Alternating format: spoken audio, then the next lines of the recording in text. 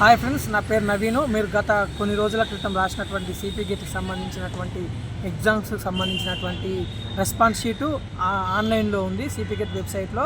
అందరూ కూడా వెబ్సైట్లోకి వెళ్ళి డౌన్లోడ్ చేసుకొని రేపటి వరకే లాస్ట్ డేటు. అందులో మీకు ఉన్నటువంటి మార్క్స్ ఎన్ని వచ్చినాయి ఏందనేది కౌంట్ చేసుకోండి. ఆ తర్వాత నుండి అంటే రేపు 21 లాస్ట్, 22 నుంచి 25 వరకు మీకు సంబంధించినటువంటి రెస్పాన్స్ షీట్ కనపడదు. ఎందుకంటే మీకు మార్క్ షీటు ఇచ్చిన దాకా ఇవి క్లోజ్ చేసేస్తారు. కాబట్టి ఈ లోపలనే ఇవి డౌన్లోడ్ చేసుకొని రేపటి వరకు లాస్ట్ డేటు మార్క్స్ ఎన్ని వచ్చినాయి ఏందనేది అంచనా వేసుకోండి. కాబట్టి ఎవరికి ఎన్ని మార్క్స్ వచ్చినాయి ఏంది అనేది ఇప్పుడే ఏం చెప్పలేము. ఎవరెవరో ఏదో చెప్తుంటారు, ఏం నమ్మకండి. ఎందుకంటే గతంలో నేను 2021లో కోవిడ్ అనంతరం నేను రాసుకున్నటువంటి ఎకనామిక్స్ సబ్జెక్ట్లో నాకు ఎకనామిక్స్లో 42 మార్క్స్కి 183 ర్యాంకు. కానీ అదే 2022 బ్యాచ్లో 60 మార్కులు వచ్చినా కూడా వానికి 200 లోపే ర్యాంక్ వచ్చింది. కాబట్టి మార్కులను బట్టి ర్యాంకుని చెప్పలేము. కాబట్టి వివిధ పేపర్లకి వివిధ రకాలుగా ర్యాంకులు ఉంటాయి, వివిధ రకాలుగా మార్కులు ఉంటాయి. ఎందుకంటే ఒక్కొక్క పేపర్ తయారింగ్ సెట్టింగ్ విధానంలో చాలా డిఫరెంట్ కనబడుతూ ఉంటుంది. ఎందుకంటే ఒక పేపర్ ఈజీగా ఉంటుంది, ఒక పేపర్ టఫ్ ఉంటుంది. కాబట్టి ఆ హిస్టరీ రాసినోనికి 60 మార్కులు వచ్చినాయి, 100 లోపల ర్యాంక్ వచ్చింది. లేకపోతే తెలుగు రాసినోనికి 80 మార్కులు వచ్చినాయి కానీ 60 లోపల ర్యాంకు రాలేదు, మనకి 200 లోపల ర్యాంక్ వచ్చింది అనేది చూసుకొని మనం ఏదో ఆధారపడాల్సిన అవసరం ఏం లేదు. ఎందుకంటే పేపర్ తయారు విధానంలో మనం ఆప్షన్స్ ఎంచుకునే విధానంలో కొంత డిఫరెంట్ ఉంటుంది.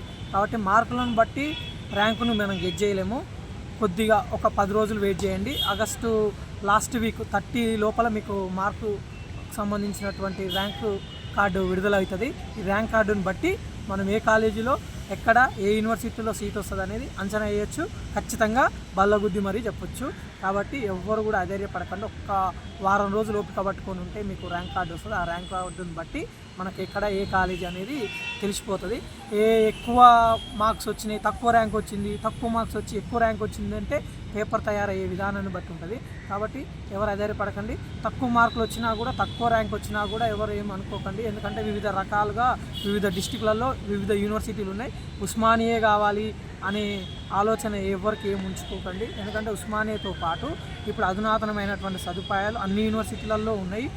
నల్గొండలో ఉన్న MG university, Palamuru, Satavahana, Nizamabad, Ku, Kakatiya university, ఇవన్నీ కూడా మంచి యూనివర్సిటీలే. వీటిల్లో కూడా మంచి బోధనా అధ్యాపకులు ఉన్నారు, మంచిగా చదువుకోవచ్చు, అన్ని ఫెసిలిటీస్ ఉన్నాయి. ఉస్మానియాలో కావాలని కోరిక ఎందుకు ఉంటుందంటే హైదరాబాద్లో ఉంటుంది కాబట్టి అందరికీ చుట్టూ 10 జిల్లాలకు కూడా, ఉమ్మడి 10 జిల్లాలకు కూడా మధ్యలో ప్లేస్ ఉంటుంది.